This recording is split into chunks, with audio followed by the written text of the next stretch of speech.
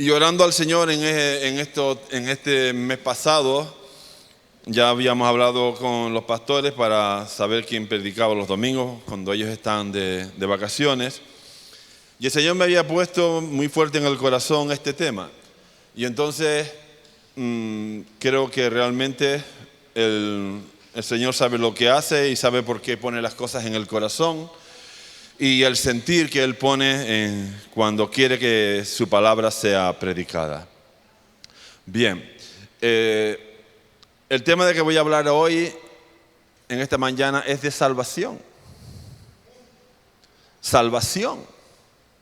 La tierra necesita salvación, escuchar el mensaje de Jesucristo, el mensaje que cambia y transforma corazones. Amén. El mensaje que se cruza en el camino de una persona y lo evita de ir al infierno para ir al cielo. Amén.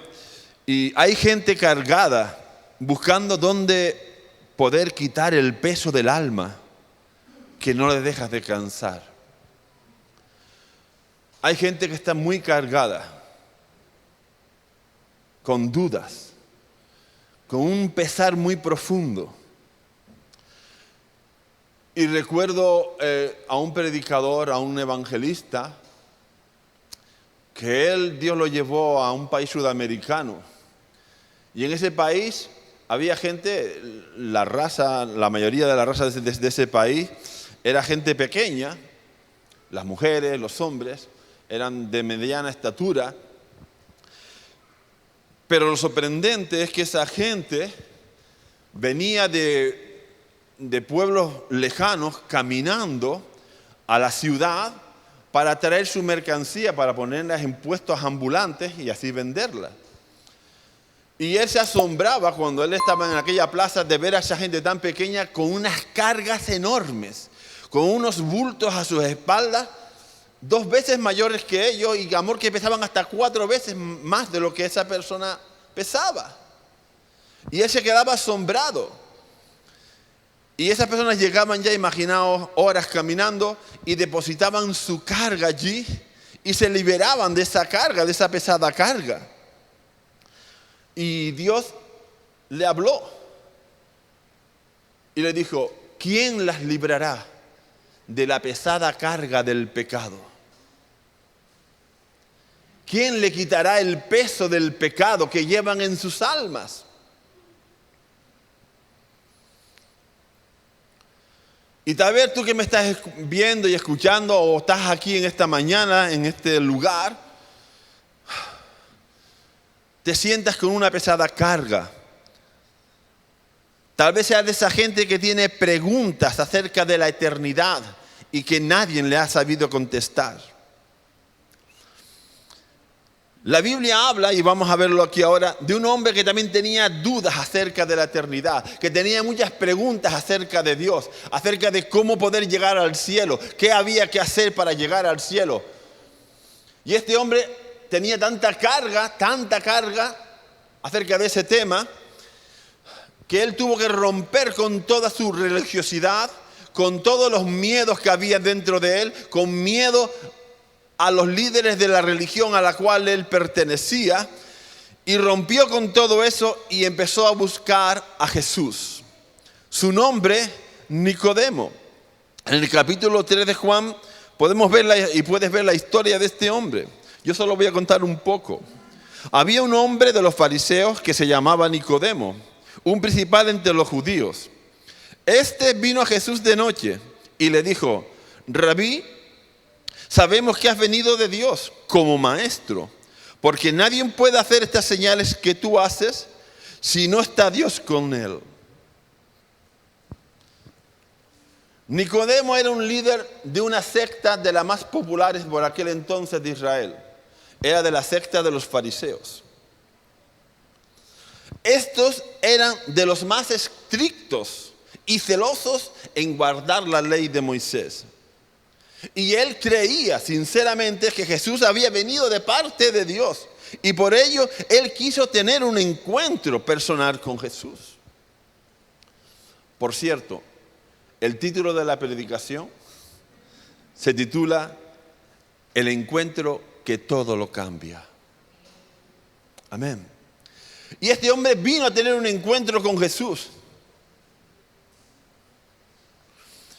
Porque él quería saber más. Porque todo lo que él tenía de religión, porque todo lo que él tenía de conocimiento de religión, porque todo lo que hacía con respecto a su religión, esto no lo llenaba, no le quitaba dudas, no le quitaba aquella amargura que él tenía en su corazón. Y tal vez tú seas como Nicodemo. Tal vez tú eres una persona muy celosa de tu religión. Tal vez tú, todo lo que haces, todo lo que piensas y todo lo que enseñas, lo haces de todo corazón y con toda la fe para agradar a Dios. Pero el Dios de la Biblia nos dice que todo sacrificio y todo acto que hagamos son inútiles si no nacemos de nuevo. Necesitamos sentirnos personas que han nacido de nuevo. Y es interesante porque si tú examinas la historia de Nicodemo, tú lo ves como él sacrifica todo, su personalidad, su estatus social, porque si lo veían con Jesús, ya los de su secta lo iban a darle caña. Él se arriesgó de una manera tremenda, él dejó todo por acercarse y tener un encuentro personal con Jesús. Amén. Y él llega ahí y lo primero que le dice al Señor es: ¡ay, Señor! Sabemos que tú vienes de Dios como maestro, porque nada de lo que tú haces, nadie puede hacer esto si Dios no lo respalda. Y el Señor, si tú lees esto, es como que ¿sabes? Al Señor todo eso como que le resbala, ¿sabes? Al Señor le dijo: ¿qué me estás contando? ¿Qué me estás diciendo? ¿Me estás diciendo lo que yo sé acerca de mí mismo? ¿De qué me estás hablando? ¿Acerca de lo que yo soy? ¿De lo que yo sé quién soy? Entonces el Señor como que le corta. El que había venido con toda su buena intención para hablar con el maestro, él creía que Jesús había venido de Dios, del Señor y tal, y el Señor le corta. Y entonces de repente la conversación que tiene, parece que el Señor para él no tiene sentido, y le dice: de cierto te digo, que el que no naciere de nuevo no puede ver el reino de Dios. No le dice: claro, Nicodemo, tienes razón, vengo de Dios, por supuesto que vengo de Dios, por supuesto que las cosas que hago Dios me las respalda, ¿no? Y le sigue el rollo, ¿no es verdad? Ese sería el hilo de la conversación, pero no, Dios lo corta, Jesús lo corta y dice: mira, ¿sabes lo que te digo? Que si no naces de nuevo, no puedes ver el reino de Dios. Y Jesús le estaba diciendo a él, a Nicodemo en ese momento, y a nosotros y a todos aquellos que somos religiosos, celosos de nuestra religión, él está diciendo: no es importante lo que tú creas, lo que tú pienses o lo que tú sabes acerca de Jesús. Eso no es lo importante. Lo importante no es lo que el conocimiento que tú y yo hayamos adquirido a través de rituales, de conocimiento o de cosas que hacer en la iglesia. Aquí lo importante es entender que tú y yo tenemos que entender que tenemos que nacer de nuevo. Eso es lo que le estaba diciendo Jesús a Nicodemo. Lo importante es que tú y yo sepamos qué tenemos que hacer para llegar a Jesús. No lo que sé acerca de Jesús. Y esto es lo importante. Y tú que me escuchas y que me estás viendo, no es importante todo aquello que tú estés haciendo por Dios y para Dios con toda tu fe. El Dios de la Biblia te dice: tienes que nacer de nuevo. Tener un encuentro con Jesús es nacer de nuevo. Pero a lo mejor tú no le das, amor, eres de las personas que no le dan tanta importancia a los temas de la eternidad, de la espiritualidad, del conocimiento de Dios. A lo mejor tú tienes otro problema y amor, tú crees que lo importante es el lugar. Para ti lo importante es el lugar. Vale. Tal vez pienses que el lugar es una de las cosas más importantes. Porque si no está el lugar, no se puede adorar a Dios. Porque si el lugar no está en tal o cual condición, no se puede adorar a Dios. Eso me hace recordar la historia de una mujer en Juan capítulo 4. Era la mujer samaritana. Ella tuvo un encuentro personal con Dios, con Jesús. Amén. Y entonces, ella le daba mucha importancia a los lugares. ¿Vale? Esta mujer el Señor tuvo un encuentro con ella y lo primero que le dice esta mujer al Señor es que aquí lo importante no son los judíos ni los samaritanos. Aquí lo importante no es de qué religión eres, según ella. Aquí lo importante es el lugar que Dios escoge. Vale. Entonces, quiero hacerte un pequeño y breve resumen de quién eran los samaritanos y por qué le daban importancia al lugar más que otra cosa. Israel estaba dividido en tres regiones. Al norte, Judea al sur, Galilea al norte y en medio estaba Samaria. ¿Vale? Así que para ir de Judea a Galilea, la ruta más directa era pasar por Samaria. Pero pasar por Samaria para un judío era casi pecado. ¿Me entendéis? Era casi pecado. Entonces ellos preferían irse al este, pasar a Perea, cruzar toda la región, cruzar el río Jordán y llegar a Galilea.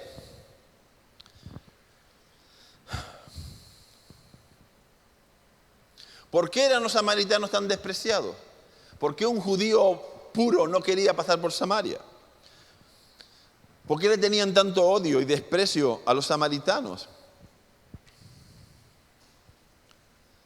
En el año 722 a.C., los asirios invadieron el reino del norte de Israel y se llevaron cautivos a muchos judíos. Pero no contentos con esto, los asirios, tiempo después, mandaron a una muchedumbre de gente para empezar a vivir en Israel, en la tierra de Israel. Amén. Y vivir con ellos. Al final terminaron conviviendo con ellos y casándose con los judíos, que no fueron llevados cautivos a su tierra. Y de esa unión nació el pueblo samaritano. Entonces, para un judío puro, amén, los samaritanos eran una mezcla de razas diferentes y por lo tanto se les prohibió entrar en el templo en Jerusalén para adorar a Dios. Y así que los samaritanos construyeron su propio templo en el monte Gerizim. Amén. Entonces, lo que vemos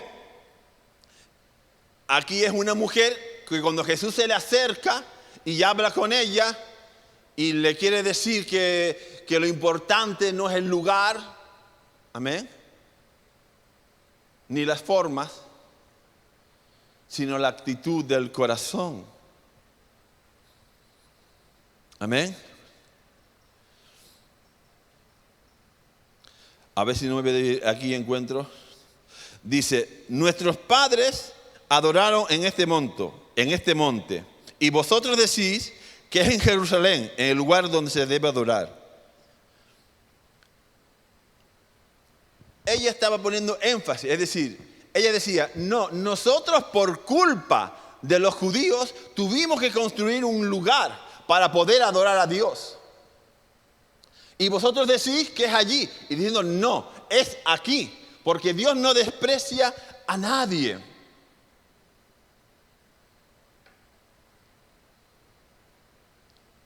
Y Jesús le vuelve a recalcar y decirle, no es el lugar, mujer, no es el lugar. Y Jesús le recuerda y le dice, mas la hora viene y la hora es cuando los verdaderos adoradores adorarán al Padre en espíritu y en verdad, porque también el Padre tales adoradores busca.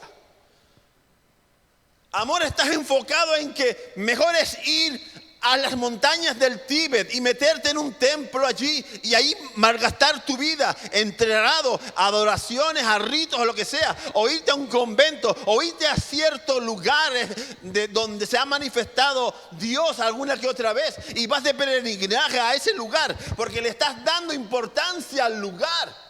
Pero lo que Dios le estaba diciendo a esta mujer es que no son los lugares, no es el lugar, es la condición del corazón, es la intención del corazón, es con la veracidad, con la verdad que tú y yo nos acercamos a Dios. Y Dios conoce nuestros corazones y sabe de la manera que venimos a este lugar y sabe que venimos a adorarle, a buscarle, a honrarle. Jesús ve nuestra necesidad espiritual y toda aquella que nos ata espiritualmente. Por tanto, Él nos dice que el lugar no es importante, sino que realmente lo que es importante es la actitud del corazón. La adoración genuina, verdadera, es cuando una persona, escúcheme bien, hermano, la verdadera adoración genuina es cuando una persona, tú y yo, y su espíritu, la parte invisible que no vemos y la que se pone en contacto con Dios. Amén. La persona y el espíritu, que es la parte invisible e inmortal, tiene un encuentro con Dios, el cual es invisible e inmortal.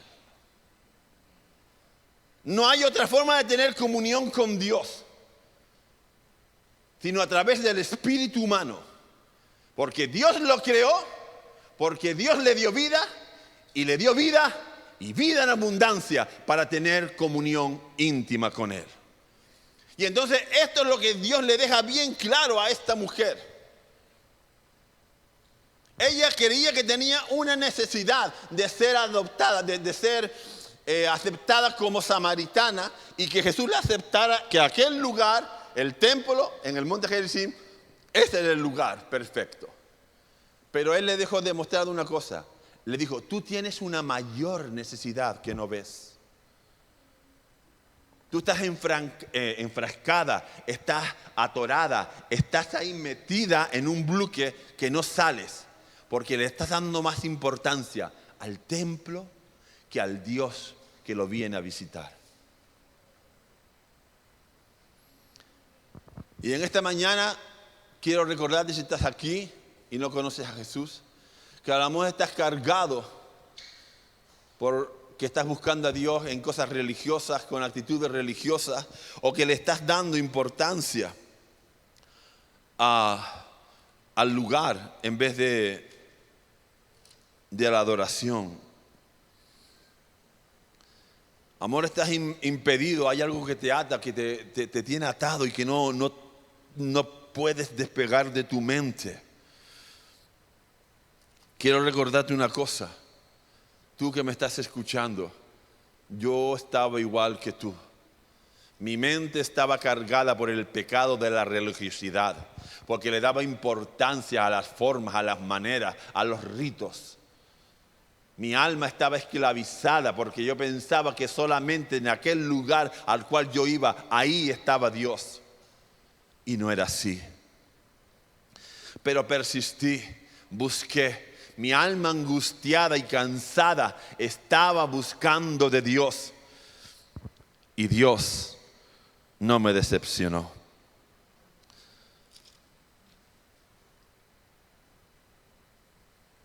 En Mateo capítulo 7, versículo del 7 al 8, dice así: pedid y se os dará. Buscad y hallaréis, llamad y se os abrirá, porque todo aquel que pide, recibe, y el que busca, halla, y al que llama, se le abrirá. Esta es la respuesta que el Dios de la Biblia tiene para ti. Si te sientes cargado, si te sientes que no puedes salir de ese laberinto emocional y mental en el cual te encuentras, si te sientes cargado con la culpa, con la duda, Dios te está diciendo: clama a mí y yo te responderé, pídeme y yo te daré, llámame y yo te abriré. Hay una respuesta para aquel que está buscando salvación en Dios, porque cuando tienes un encuentro íntimo con Dios, todo cambia. Él te puede cambiar, transformar. En Él hay poder y autoridad.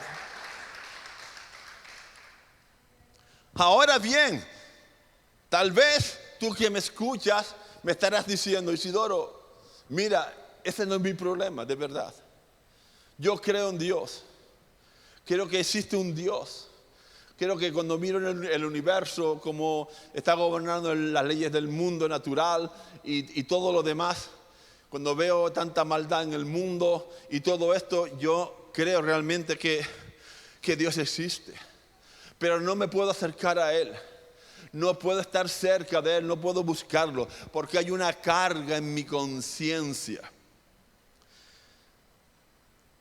Y esta es otra cosa. Gente cargada con pecados morales. Gente que está atada a pecados morales. En Lucas capítulo 7,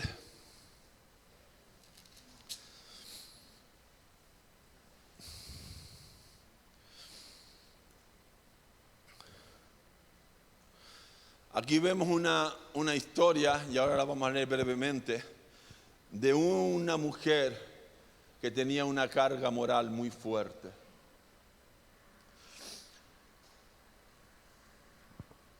Y hay gente que piensa que, bueno, vamos a leer el versículo 36. Uno de los fariseos rogó a Jesús que comiese con él. Y habiendo entrado en la casa del fariseo, se sentó a la mesa. Entonces una mujer de la ciudad, que era pecadora, al saber que Jesús estaba en la casa del fariseo, trajo un frasco de alabastro con perfume. Y estando detrás de él a sus pies, llorando, comenzó a regar con lágrimas sus pies y los enjugaba con sus cabellos y besaba sus pies y los ungía con el perfume.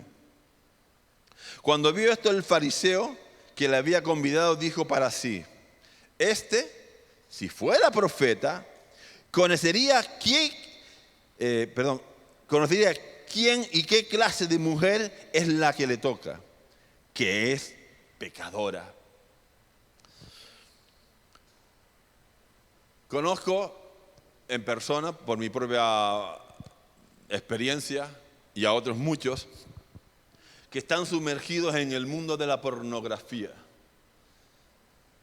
Conozco a personas que han estado tan sumergidas en la esclavitud sexual, en los placeres desordenados que la Biblia nos habla, que incluso han estado tan atados que esos padres de familia han llevado esos pecados hasta sus propios hogares, abusando de hijos, teniendo relaciones, como dice la Biblia, mancillando el hecho conyugal. Están esclavizados que no pueden salir, que no saben cómo salir de ese mundo. Gente que está esclavizada por el alcohol, por las drogas. Gente que ha llevado todo eso a sus hogares porque no pueden evitarlo, porque hay un poder que los ata. Es el poder diabólico que los ata. Y llevan eso a sus hogares. Y eso han destruido sus hogares. El alcohol, las drogas, el sexo o cualquier otro pensamiento de esclavitud que lo que trae es destrucción para el ser humano. Pero la historia que acabamos de leer es una historia que nos trae fe, esperanza y libertad. Te lo vuelvo a repetir. La historia de esta mujer pecadora es una historia que nos trae fe, esperanza y libertad. Cuando ella entra y comienza a enjugar los pies del Señor, algo ocurre en aquella casa.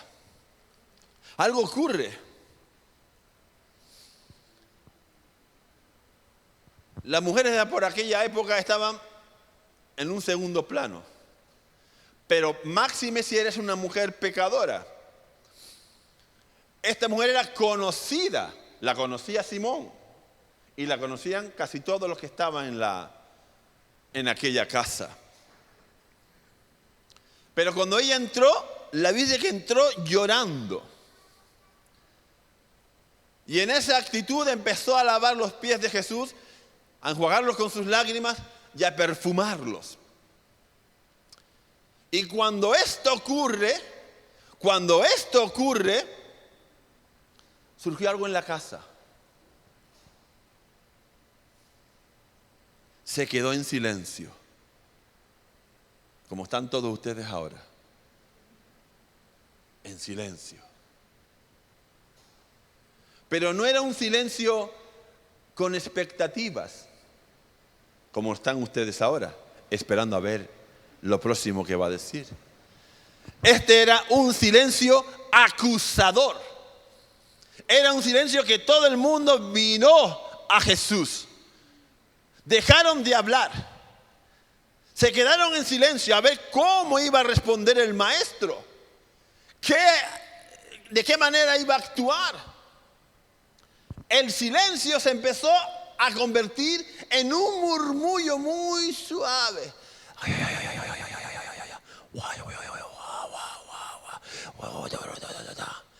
El murmullo llegó a tener una conclusión. Si este fuera profeta, sabría qué clase de mujer es quien la toca. ¿Os dais cuenta cómo somos los religiosos? Juzgamos. Nos cuesta perdonar, a pesar de que tú y yo hemos sido perdonados. Pero nos cuesta perdonar a más a los otros. Y tomamos la actitud de Simón, el fariseo. Él tomó una actitud muy religiosa, y no solo con la mujer, sino también con Jesús, que lo acusó y le dijo: realmente me equivocaba contigo. Yo creía que tú sí eras de Dios, pero ahora veo que no. Ahora veo que a cualquiera se te puede arrimar a tu lado, que cualquiera te puede tocar, y más esta mujer pecadora. Y entonces Jesús, conociendo el corazón de Simón, ¿qué crees tú que le dice Jesús a Simón? Entré en tu casa y no me lavaste los pies. Entré en tu casa y no me besaste. Entré en tu casa y no me ungiste. 3 cosas que un anfitrión en aquella época tenía que hacer cuando invitaba a alguien. Cuando tú lo invitabas, para ti era un honor que esa persona viniese a tu casa. Y máxime si era una persona de reconocimiento o que era reconocida en el pueblo. Y lo invitó a su casa. Pero quiero decirte, hermano, que si te fijas bien en el contexto, si lo meditas, si piensas bien, esto no fue algo que saliera de una manera sincera del corazón de Simón. Simón se convirtió como un verdadero fariseo. Simplemente lo invitó porque quería saber quién era Jesús. Realmente quería saber un poquito más de él, pero no porque lo considerase el maestro, ni porque considerase que él era el Hijo de Dios. Y muchos son así. Vienen a iglesia, se reúnen en grupos de casa, van a donde tengan que ir, pero no porque quieran tener un encuentro con Dios, sino simplemente porque quieren saber un poco más de Jesús. Como Simón el fariseo. Y Jesús le dice: tú no me lavaste los pies. Desde que ella entró, no ha cesado de llorar y enjuagarme los pies. Tú no me besaste. Ella no ha parado de besarme. No ungiste en mi cabeza. Y ella ha derramado este perfume de nardo puro para mí. Entonces, cuando todo esto estaba así, ¿qué es lo que ocurre? ¿Cuál es el panorama? ¿Qué es lo que quiere decir Jesús? ¿Qué es lo siguiente que hace el Señor? Para todos los fariseos, para todos aquellos que estaban en aquella casa, el Señor se vira hacia donde ella está. Porque no estaba sentado en una silla. No, las sillas no estaban antes en los hogares. Jesús estaba reclinado sobre un cojín. Ahí estaba la mesa. Y los pies eran echados hacia atrás. Y ella estaba detrás, enjuagando y limpiando los pies. Pues él se vira y la llama. Y lo primero que le dice, ¿qué crees que es? Tus pecados te son perdonados. Eso es lo primero que le dice Jesús a esta mujer. Tus pecados te son perdonados. Y entonces vuelve otra vez el murmullo, vuelve otra vez la crítica, vuelve otra vez la religiosidad falsa y mentirosa, la que llena el orgullo del hombre y levanta y señala y dice, ¿quién puede perdonar pecados sino solo Dios?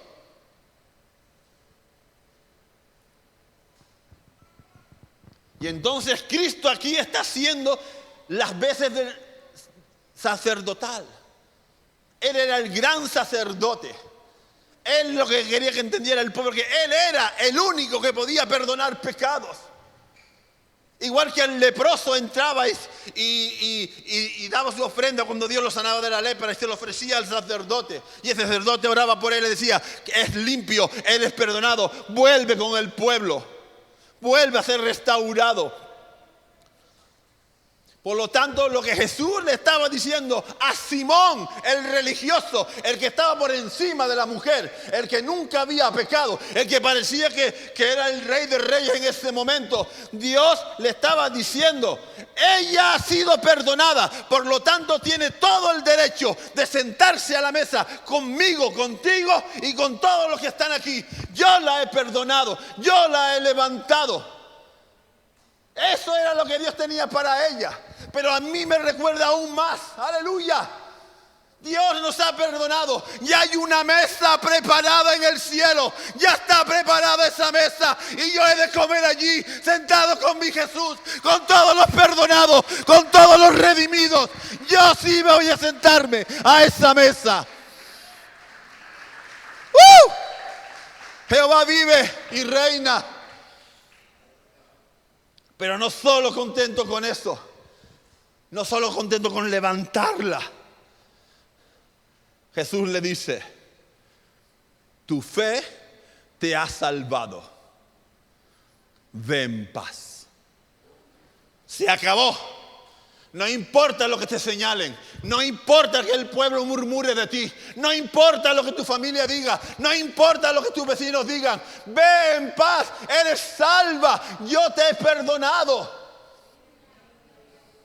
Y este es un llamado para ti, que estás en cautiverio, que estás atrapado en tu mente, esclavizado con pensamientos de maldad que no te dejan libre, con la droga, con la borrachera, con la lujuria.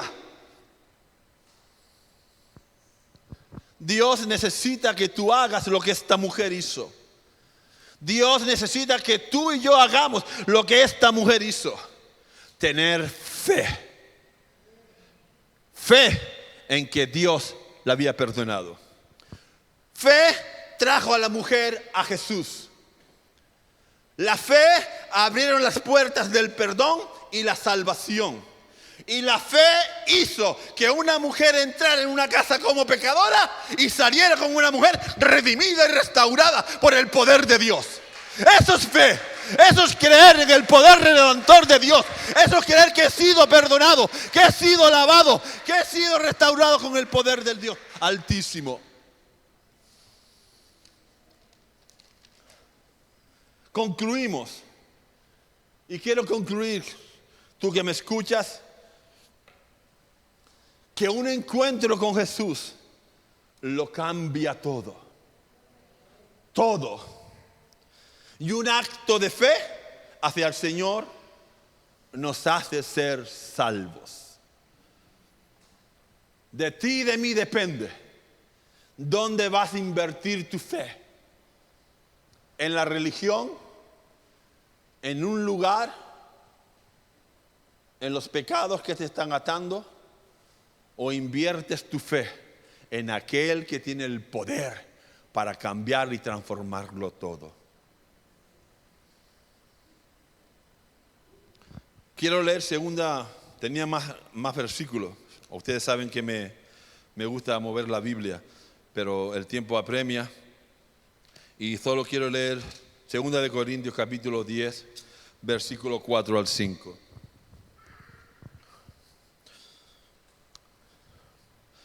Porque las armas de nuestra milicia no son carnales, sino poderosas en Dios, para la destrucción de fortalezas, derribando argumentos y toda altivez que se levanta contra el conocimiento de Dios, y llevando cautivo todo pensamiento a la obediencia de Cristo. Todo pensamiento. ¿Quién está dominando tu mente? ¿Qué pensamiento está gobernando tu mente? ¿Qué es lo que te hace doblegarte para que lo obedezcas y los cumplas y así pecar? ¿Cómo se llama ese pensamiento? ¿Cómo se llama? ¿Qué te tiene atado? ¿Cuál es? Llévalo a la obediencia de Cristo. Llévalo, átalo, amárralo. Llévalo a los pies de Cristo y dile: en la cruz del Calvario Cristo te venció. En Él hay poder. Y no me voy a dejar dominar por ti.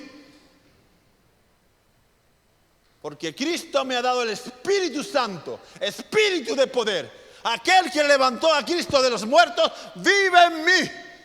Aleluya. Y Él tiene poder para transformar y cambiar mi vida. Este es el mensaje de esperanza que en esta mañana Dios ha querido que tú escuches. Hay salvación en Dios para ti. Ven a Cristo. Ven a Cristo. Él tiene la solución. Pongámonos de pie, queridos hermanos. Pido a los músicos que pasen. Vamos a seguir manteniendo este espíritu de reverencia, este espíritu de conocer más al Señor.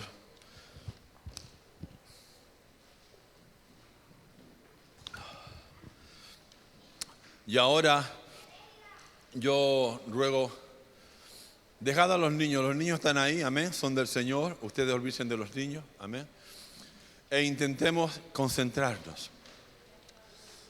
Cierra tus ojos y ahora vamos a cantar una canción. Vamos a cantar una canción. Y esta canción no solamente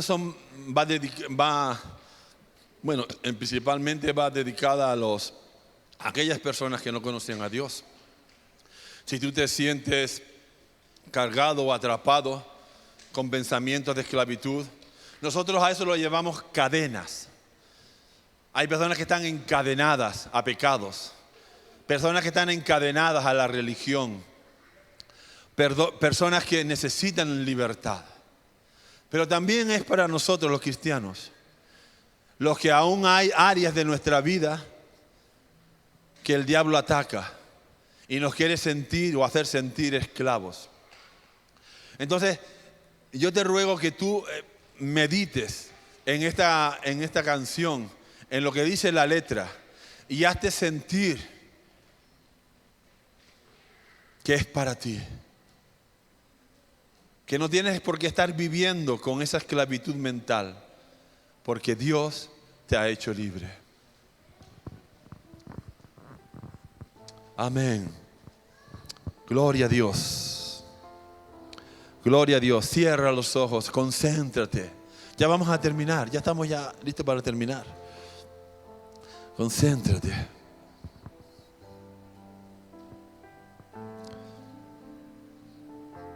Aleluya. Hay poder. Hay poder. En el nombre de Cristo. Aleluya. No. Aleluya.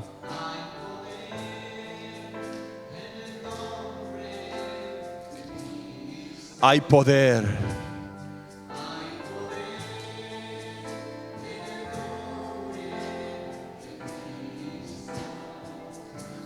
Cadenas romper, cadenas romper, cadenas romper. Hay poder, hay poder. Aleluya. Hay poder.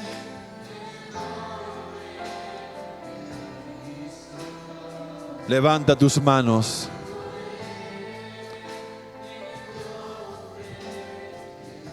Y díselo, díselo.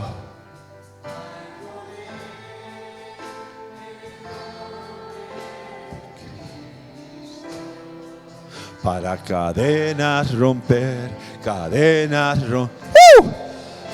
Se rompen cadenas. Cadenas romper.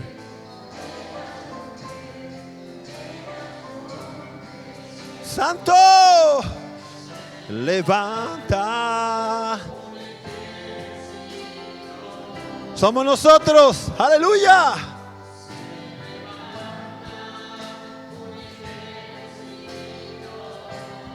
Aleluya. Para caer.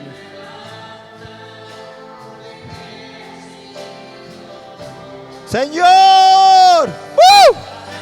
Romper, cadenas, romper, cadenas, romper, se rompen. Sí. Eres libre.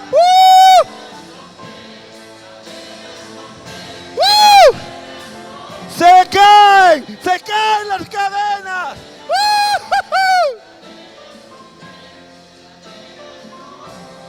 Santo.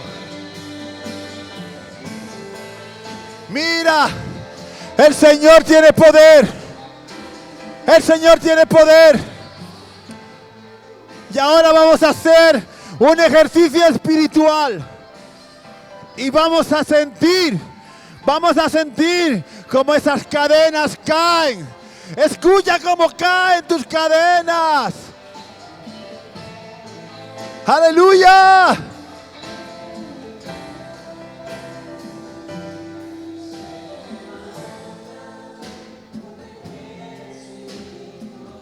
Santo, santo.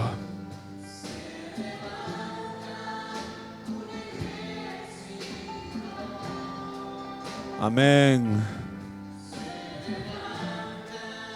Un ejército. ¡Gloria! Para cadenas romper, romper, romper. Yo oigo cómo caen. Se caen, se caen.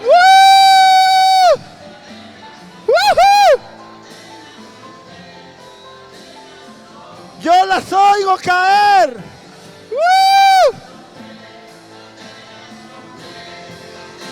Eres libre, alábalo. Caer, caer. Escúchalas.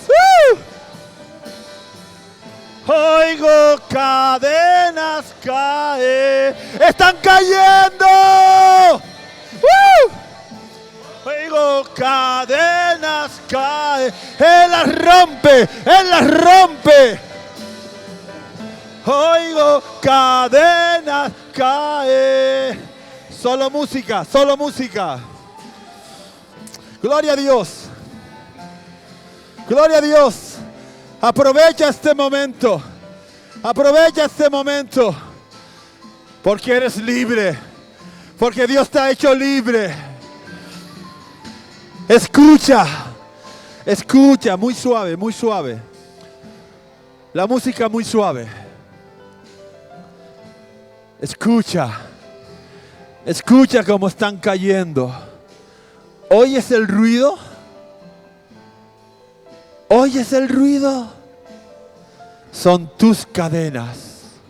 Están cayendo por el poder de la sangre derramada de Jesús en la cruz. Están cayendo. Yo las oigo como caen. Señor, te doy gracias por tu bondad tan infinita. Te doy gracias por tu iglesia, por la iglesia que tú redimiste con tu sangre, por aquellos que han sido llamados, aleluya, a la libertad en Cristo Jesús. Aquellos que son un ejército y que proclaman, aleluya, que hay poder en el nombre de Jesús para romper cadenas. Gracias, Señor. Y te ruego que a este ejército que tú has levantado aquí en Santa Cruz, los lleves a casa. Le des fuerzas para empezar una nueva semana. Y que ellos se propongan que tú rompas cadenas. Que rompas cadenas, ataduras de maldad. Que tú las destruyas. En el nombre de Jesús. En el nombre de Jesús. Y ahora sí. Dale ese fuerte, ese aplauso al que te dio la vida. ¡Libertad!